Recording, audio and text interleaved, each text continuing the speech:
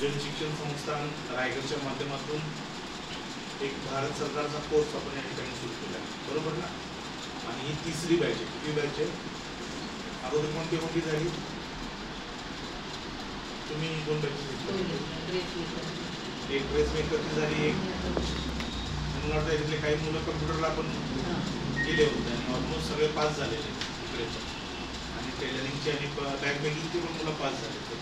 जबाबदारी आहे सगळं व्यवस्थित शिकून घ्या.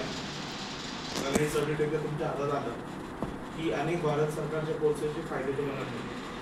पंचायत समितीच्या माध्यमातून मला वाटतं मशीनसुद्धा वाटप होतं. काही दारिद्र्य लोक असतील, बीपीएल लोक असतील किंवा आदिवासी लोकांना सुद्धा हे सर्टिफिकेट दाखवलं तरी देखील बहुतेक तुम्हाला काय मिळेल, मशीन मिळू शकते, आहे की नाही? तर हा कोर्स व्यवस्थित समजून घ्या, शिकून घ्या. याच्यात वेगवेगळे कोर्सेस, मला वेगवेगळ्या बॅग आहेत, स्लिंग पर्स आहे, ट्रॅव्हलिंग बॅग आहे, single chain, double chain, samosa bag आहे, अशा अनेक बॅगा तुम्हाला मॅडम शिकवतील. मला वाटतं कोर्स सोडून आता 15-20 दिवस झाले असतील. आमची मॅडम पण एकदा कदाचित या बॅचला विजिटला येतील आणि विजिटला आली की तुमच्याशी चर्चा करतील, गप्पा मारतील.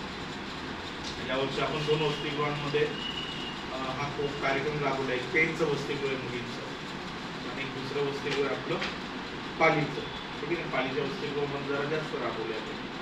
तर चांगला रिस्पॉन्स तुमचा आहे आणि कॉलेजचे मुलं नाही, मला वाटतं इथे मुली आहेत. तर तुम्हाला काही प्रश्न असतील, शंका असतील, अडचणी असेल तर तुम्ही विचारू शकता. नाही तर तुमचा क्लास जो आहे तो व्यवस्थित चालू द्या.